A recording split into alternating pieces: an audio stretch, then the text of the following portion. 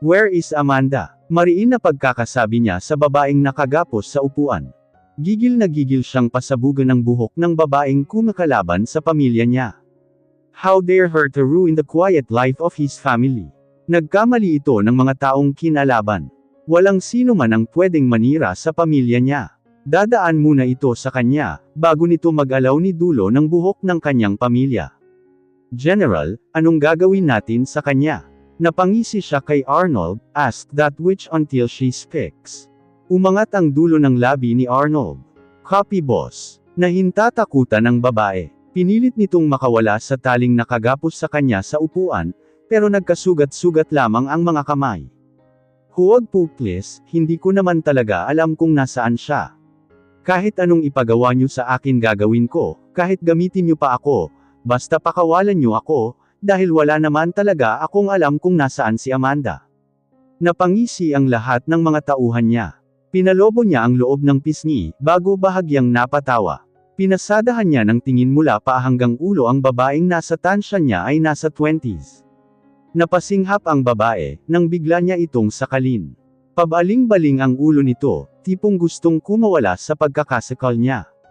What makes you think na papatulan kita? Namin. You're not even reach their standard.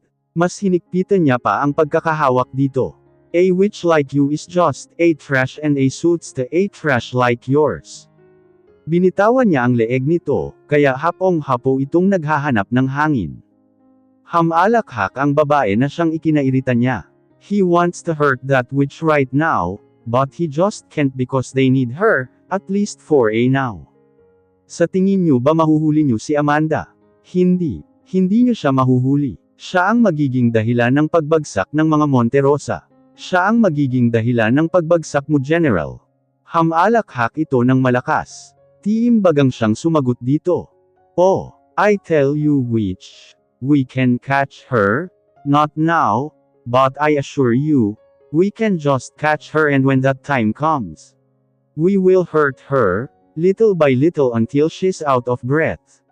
Mawawala ka na. Mawawala na ang pamilya mo, niyo.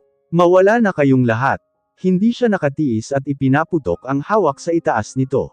Nagtalsikan ang mga dugo mula rito, at dilat ang matang nakatingin sa kanya. Kainis. Nagsayang siya ng bala sa walang kwentang babae. Witch. General naman. Bakit niyo naman tinapos kaagad? Napakamot sa ulo si Anthony.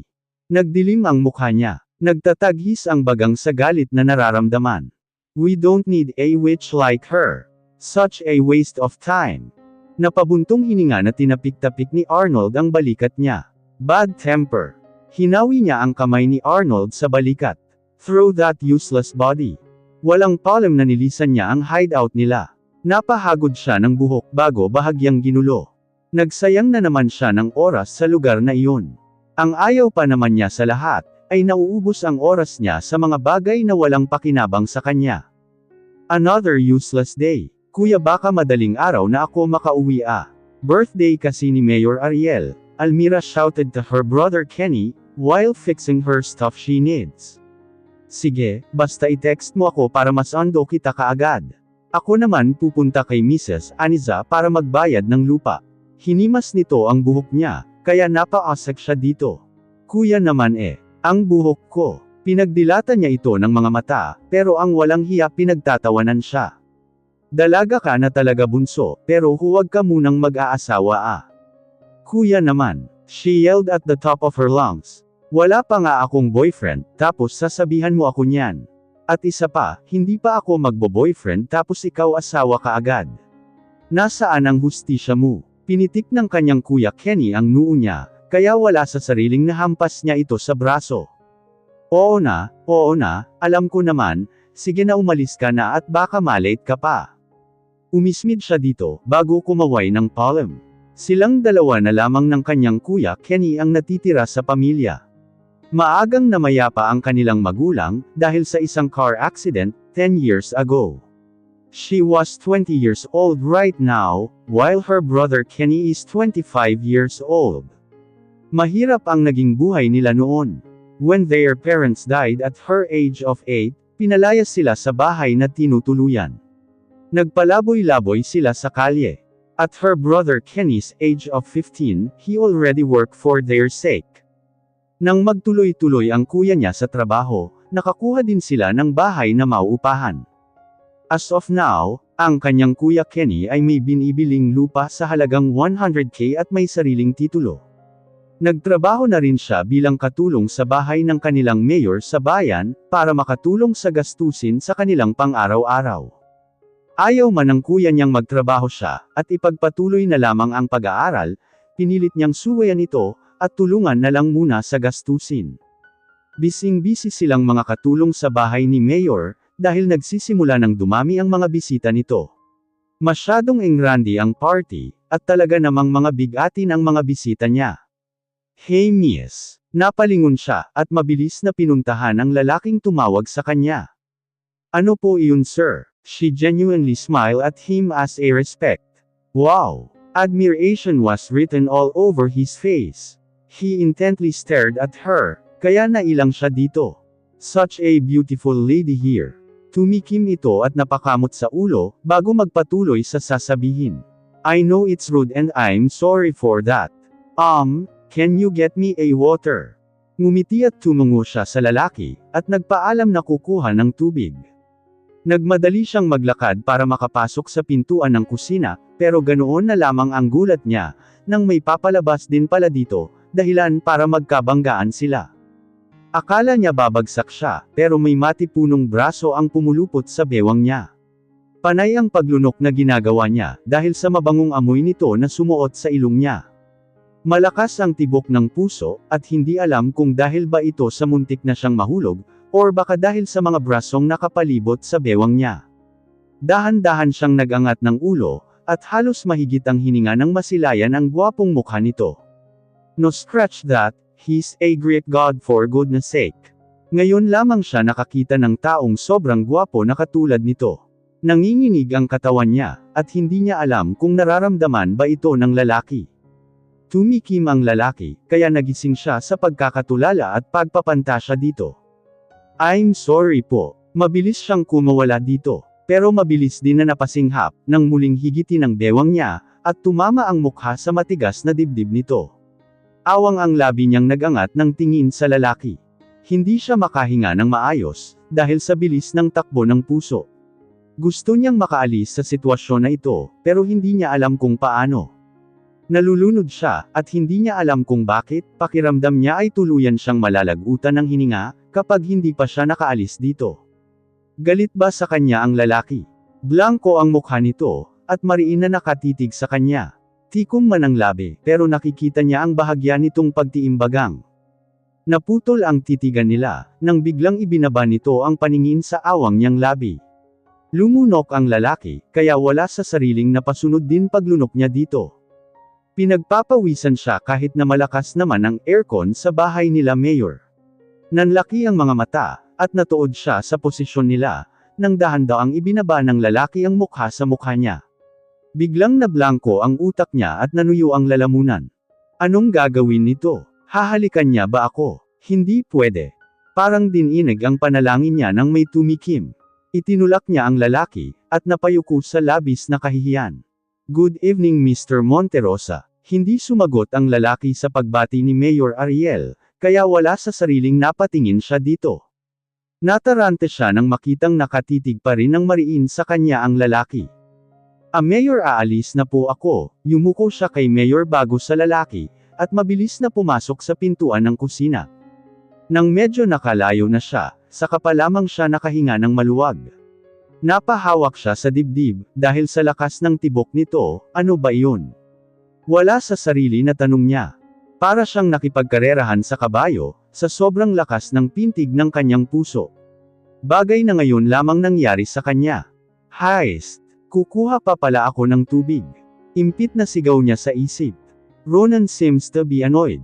Bagot na inaalog niya ang baso na may laman na wine, at kalaunay sumisimsim dito.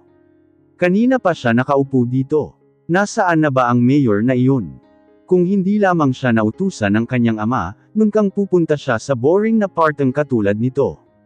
Dahil hindi niya matagalan ang pagkabagot, napagdesisyonan niyang hanapin ang mayor. Pero maling pintuan pala ang napasukan niya. For Pete's sake. It's a kitchen room. Mabilis siyang lumabas sa pintuan, pero mabilis ding nagulat, dahil may taong papasok din pala dito. Nagkabanggaan sila, dahil parang mababasa Jin ang nakabanggaan, mabilis niya itong hinapit sa buwan, para hindi bumagsak. Paulit-ulit na mura ang napakawalan niya sa isip, nang maamoy ang natural nitong bango, at maramdaman ang pagkabuhay ng dapat ay natutulog lamang. Napatitig siya sa mukha ng babaeng malaanghel, napamura ng malutong ng lalong nabuhay ang natutulog niyang kasama. Tumikim siya, para sana kahit papaano ay mawala ang pagkakatuyo ng lalamunan. Sorry po, wrong move, lalo siyang nabubuhayan. Kumawala ito sa kanya, pero mabilis ding hinigit pabalik sa mga bisig niya. Not so fast baby love. Napatingin siya sa labi nitong natural na mapula. Napalunok siya. I badly needed to kiss her. Ang balak niyang paghalik sa babae, ay naudlot dahil sa matandang mayor. Panira talaga. Mayor, aalis na po ako. Napasunod ang tingin niya dito, nang magmadaling umalis. He smirked, you can't get away from me baby love, till next time. And that next time means later. Wala kang kawala sa akin. Napalingon siya kay Tanda, nang tumikim ito. General, ito na pala ang proposal na hinihingi ng daddy mo. Yeah, thanks. Matapos niyang kunin ang mga dokumento sa matanda, tinalikuran niya ito, pero hindi pa man siya nakakahakbang, nang magsalita ito na siyang ikinahinto. General, hindi sa nangingialam ako, pero kasi huwag naman po ang batang iyon. 20 years old pa lamang siya. He raised his eyebrow and faced the old man. What are you trying to say? Tiimbagang niyang tanong dito. Nataranta ito kaya napangisi siya. Lumapit siya dito at marahang pinalo ang balikat. Don't do anything nonsense, Mayor. You know me, don't trick me, stay away from me and to my girl. We can be allies, just don't bother us. One wrong move, Mayor, and you are so finished. No one can stand against me. From now on, she is mine, and no one can take her away from me. I, myself, will declare her as mine. Mayor, Almira smiled as she called Mayor Ariel to bid a goodbye. Siya ang nag-iisang katulong ng Mayor na stay out. 1 AM nang matapos ang party ni Mayor. 1 oras sila bago nakatapos maglinis ng mga kalat. Salamat po at happy birthday po ulit. Lumapit ito sa kanya, at bahagyang hinimas ang buhok niya. Salamat hiha. Ayaw mo ba talagang magpabukas na lang ng umaga umuwi? Natatakot kasi ako dahil gabing-gabi na. Okay lang po Mayor, magti-text na lang po ako kay Kuya Kenny at magpapasundo. Napabuntong hininga ito bago tumango. Nagpaalam na ulit siya na aalis, pero napabalik ulit nang tawagin siya nito. Tumikim muna ito bago nagsalita. Pakiusap Almira, iwasan mo siya. Napakunot ang noo niya, dahil hindi niya ito maintindihan. Sino po? Nagtatakang tanong niya. Akmang magsasalita ito, pero kaagad na tumikom ang bibig, bago tumalikod at sinabing mag-iingat siya. Nagtaka at naguluhan naman siya sa reaksyon ni Mayor. Ano ba iyon? Antok na ba si Mayor? Ipinagsawalang bahala niya iyon, at umalis na lang. Nang makalabas siya, malamig na hangin ang bumungad sa kanya. Niyakap niya ang sarili. I-text ko pa pala si Kuya Kenny. Akmang kukunin niya ang dipindot na cellphone sa bag, nang may humantong magandang kotse sa harap niya. Namangha siya sa ganda ng kotse. Hindi niya alam ang tawag dito, pero halatang mamahalin. Wow! Tunay na rich kid. Napamaang siya sa lalaking bumaba mula sa driver's seat. Ngumisi ito sa kanya, kaya napakapit siya ng mahigpit sa bag. Siya iyon, yung lalaki kanina. Sir. Ouch! Napahawak ito sa bandang puso, at umaktong nasasaktan. Her heart beats fast when he finally stood in front of her. Hay! Uuwi ka na. Wala sa sariling napatango siya, nang mahipnotismo sa mala-tsokolate nitong mga mata. Great! Ihahatid na kita. Umuwang ang labi niya. Akmang hahawakan nito ang kamay niya nang umatras siya. Nakita niya pa kung paano magbago ang mukha nitong masaya, sa pagiging blanko ang mukha. Madilim ang mukha. Tumitiim ang pagkakalapat ng mga labi. Nakakuyom ang mga kamay. Galit ba siya sa akin? Pero wala naman akong ginagawang masama sa kanya. Sa kabila ng kabang nararamdaman at takot sa lalaki, she already questioning herself. Hindi ko siya kilala, kaya bakit sasama ako sa kanya? Hindi na po. Mariin itong tumitig sa kanya. Mabilis siyang kinabahan, dahil nawala na talaga ang pagka-playful nito, bagkus ay parang nandidilim ang itsura animoy bonus na. Sa itsura nito ay para siyang kakain ng tao. Hindi niya gusto ang nangyayari. Pakiramdam niya sa oras na hindi pa siya makaalis sa lugar na ito, tuluyan na siyang makukulong sa damdaming pilit niyang nilalabanan. Damdaming ngayon niya lamang naramdaman. Una na po ako. Lumihis siya ng daan, pero nagulat siya nang mabilis itong nakapunta sa harapan niya, at humarang sa dadaanan. Nanigas siya sa kinatatayuan, nang magtaghis ang mga pag-ang nito. I don't take no for an answer, baby love. Hinhila siya nito papunta sa unahang sasakyan, at binuksan ang front passenger seat. Get in.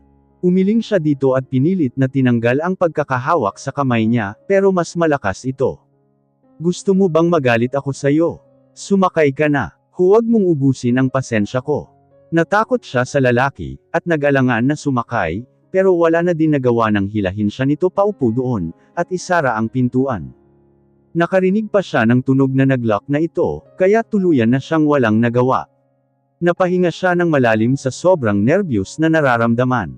Are you hungry? He asked her when he finally sat on the driver's seat. Umiling siya at yumuko. Mahabang katahimikan ang namayani sa kanila. Napaangat siya ng tingin, dahil hindi pa rin sila umaalis. Napatingin siya dito, at kunot noong nagtanong. Hindi pa ba tayo aalis? I'm Ronan Levy Monterosa, you can call me anything you want, but if you prefer to call me babe or baby love that is more than okay with me Almira. Hindi siya nakapagsalita sa sinabi nito, lalo na nang tawagin siya sa sariling pangalan.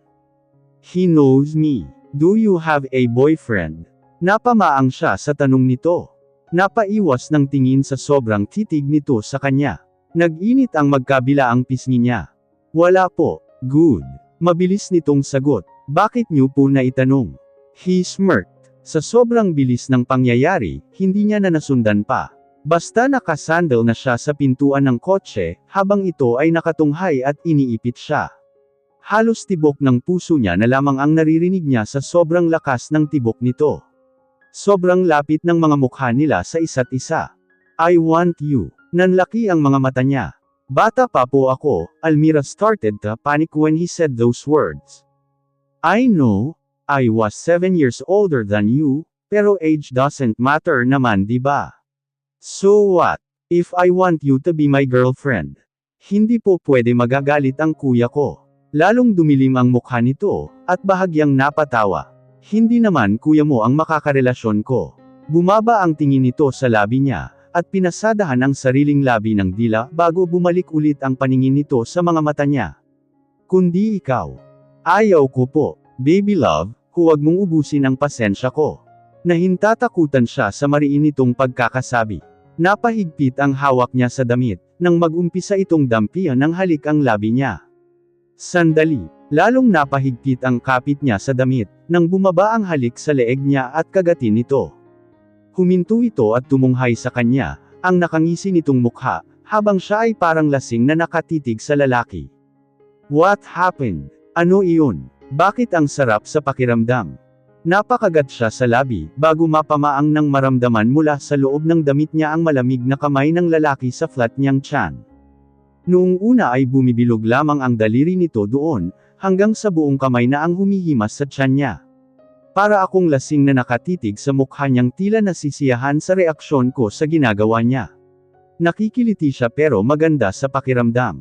Pinigilan niya ang kamay nito, pero parang nagmistulang alalay ang kamay niya, dahil napapasunod ito sa bawat galaw na ginagawa ng kamay ng lalaki. Nakikiliti ako. Hindi siya nito pinansin, sa halip ay tumaas ang kamay papunta sa chest niya at marahang pinisil. Para siyang nagising sa katotohanan, at itinulak ang lalaki pero lalo lamang siyang hinawakan nito. Just say yes, baby love. Muling humimas ang kamay nito paikot sa tiyan niya. Nag-iinit ang buong pakiramdam niya, at hindi alam kung anong kilati ang bumabalot, at parang may ibang pakiramdam ang ibaba niya.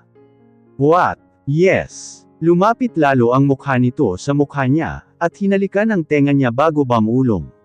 Say you want me to be your boyfriend baby love, and I will take you home. Bumaba ang kamay ng lalaki mula sa tiyan niya, papunta sa puson at paibaba pa pero bago pa iyon mangyari, ay nahawakan niya na ang kamay nito para pigilan. Yes, tigilan mo na ang ginagawa mo. Tinanggal nito ang kamay sa loob ng damit niya, at hinawakan ang pisngi niya. Napasinghap siya ng halikan nito ang labi niya ng maalab. He kissed her lips fully as if he's been waiting for it. Bulong nito sa pagitan ng mga labi nila, matapos ang isang gigil na halik. So sweet, hinalikan siya ulit nito sa pisngi, at ngumiti ng malaki bago bumalik sa maayos na pagkakaupo sa driver's seat. Alright baby love, ihahatid na kita. Tumango siya at napayuko sa kahihiyang inabot. Napakagat sa labi. Dahil pakiramdam niya ay pulang-pula ang mukha niya, at hanggang sa ngayon nararamdaman pa rin niya ang kamay nito sa tiyan niya. What just happened? Pakiramdam niya, tinutorture siya kanina. Muli siyang napakagat sa labi, dahil sa pakiramdam na napikot siya nito. 3 araw na ang lumipas mula ng araw na iyon. A part of her was a bit disappointed, dahil hindi na ito nagpakita pa ulit sa kanya, pero may parte rin na nagsasabing mali iyon, at dapat na hindi na ito magpakita pa muli sa kanya. Kakatapos niya lamang maglinis ng bahay, day off niya kasi tuwing linggo, kaya nakakapaglinis pa siya ng bahay. Medyo masakit na ang likod, pero kaya pa naman magluto. Kunting pahinga lamang ito ay maayos na siya. Akmang uupo na siya, nang pumasok ng bahay ang kanyang kuya Kenny, kaagad siya nitong nakita, at namula ang mukha sa nagbabadyang pag-iyak. Kuya, kinabahan siya sa nakitang itsura ng kanyang kapatid. Mira, niyakap siya nito at humagulgol ng iyak. Nanlambot ang mga tuhod niya, at hindi maiwasang bumigat ang pakiramdam. Sa tanang buhay niya, ito ang pangalawang pagkakataon na nakita niya ang kuya Kenny, na todo kong umiyak. Ang pinakauna ay, noong namatay ang mga magulang nila. Kuya, anong nangyari? Humiwalay ito ng yakap sa kanya, at hinhila pa upo. I'm sorry naskam tayo sa yupa. Napamaang siya sa sinabi nito. Ang perang pinaghirapan nila, ay mauuwi lang sa wala, ano? Bakit? Galing kasi ako doon at nagtanong, kung pwede nang patayuan ng bahay ang lupang binili natin, pero ang sabi private property daw iyon. Sinabi ko na nabili ko na ang iupang iyon. Pinakita ko pa nga ang titulo na ibinigay ng Aniza na iyon, pero napag-alaman ko na peke pala iyon. Idedimende ko siya. Kuya, natatakot ako baka kung anong mangyaring masama. Walang masamang mangyayari, ang Aniza na iyon ang dapat matakot, at magbayad sa panloloko niya sa atin. Maaga siyang nagising, para makapaghanda ng pagkain. Nag-aalala siya sa kanyang kuya Kenny, pero wala naman siyang magawa para dito. Hindi na din niya inintay na magising ito bago umalis. Hindi pa man siya nakakalayo, nang may humintong sasakyan sa gilid niya. Same car. Is it him? Hindi nga siya nagkamali, dahil bumaba ito sa kotse, at malawak na ngumiti papunta sa kanya. Napatulala pa siya dito, nang mabilis nitong hinalikan ang labi niya. Good morning baby love. Good morning, anong ginagawa mo dito? Ngumisi ito at napadila sa pang-ibabang labi, kaya wala sa sariling napalunok siya. Bakit ganun? Parang ang sarap halikan ng mapupulang labi nito. Gusto niyang kutusan ang sarili, dahil sa pagpapantasyang mahalikan ang labi nitong sobrang pula at mamasa-masa. Let's have a vacation. Sorry ngayon lang ako nakapagpakita, tinapos ko kasi kaagad ang mga trabaho ko, para sa isang buong linggo tayong magkasama. Isang linggo, hindi pwede may trabaho ako. Napabuntong hininga ito. Ipagpapaalam kita kay Mayor, para makasama kita ng 1-week vacation sa beach resort namin sa Batangas. Pero kailangan ko ng per. Hinawakan nito ang mukha niya, at ngumiti na lalong nakapagpadagdag sa kagwapuhan nito. Ayoko ng ganitong pakiramdam. Pakiramdam ko mamamatay ako sa sobrang lakas ng tibok ng puso ko. Pakiramdam ko malapit na akong atakihin sa puso. Don't worry baby love. I will pay you triple. Nanlaki ang mga mata niya, at wala sa sariling napatango. So, it's settled then. Tumango siya dito, bago hilahin papasok sa sasakyan. Kailan ba ang alis natin? Ngayon na. Ano? Pero hindi pa ako nakapagpaalam kay kuya at kay Mayor. Napatawa ito nang manlaki ang mga mata niya sa gulat. Tatawagan ko na lang si Mayor mamaya. Don't worry baby love. Akong bahala sa kuya mo, trust me. I already planned it, at siguro kapag uwi natin galing vacation maipakilala mo na ako sa kuya mo, right? Sige, sa sobrang haba ng biyahe, hindi niya namalayang nakatulog na pala siya. Noong medyo nagkaulirat siya, ay parang lumulutang siya sa ere, at nang maramdaman ang malambot na kama, ay kaagad siyang napamulat ng mga mata. Hey you're awake. Paos ang boses nito, at ang mga mata'y malamlam. Ako lang ba o talagang nakakaakit ang boses niya? Parang nanuyo ang lalamunan niya. Oo, akmang babangon siya nang higitin ulit siya ni Ronan pahiga at kinubabawan. Hinawakan nito ng mahigpit ang kamay niya paitaas sa ulo, na parabang ayaw nitong makawala siya sa kanya. Malamlam ang mga mata nitong tumitig sa kanya. Kanina ko pa gustong gawin ito sa'yo. Hindi siya nakasagot nang sakupin ni Ronan ang buong labi niya. Napabulong siya sa sarap ng halikan nila. Kahit hindi siya marunong, ay napapasunod ang labi niya sa bawat galaw ng labi nito. Para siyang nawala sa ulirat sa sarap ng dulot ng mga halik nito. Napakapit siya sa kamay nito, na hindi niya namalayang binitawan nito. Mas lalong nanlaki ang mga mata niya, nang dama po ang kamay nito sa isa niyang ano. Para siyang binuhusan ng kumukulong tubig, nang mapagtantong wala siyang saplot maliban sa pangloob. Ganon ba ako kaibang sa halik niya, at hindi ko namalayang natanggalan na niya pala ako. Mula sa labi papunta ang halik nito sa tenga niya pababa sa leeg, kaya napaangat ang katawan niya. Napapikit at napabulong siya, nang gigil nitong pinipisil-pisil ang balat niya. Ronan sandali. Tumunghay ito sa kanya at ngumisi ng nakakaloko. Kita niya sa mukha nito ang sobrang saya, dahil sa nakikitang nagugustuhan niya ang anumang ginagawa nito. Hindi maipagkakaila ang saya sa mga mata ni Ronan, habang tinitignan ang mukha niya, na may bakas ng pagkabaliw sa ibang pinapalasap nito. L like you, baby love. Pero bata pa ako. Napadaing siya nang paikutin nito ang daliri sa balat niya. Nakakakiliti. Nakikiliti siya. I know, pero handa akong panindigan at panagutan ka. You're mine baby love. Everything about you is mine, and I want to claim what is rightfully mine now. Lamapat ang labi nito sa labi niya, at sinambit ang mga katagang nagpabilis lalo sa tibok ng puso niya. I love you baby love. He loves me.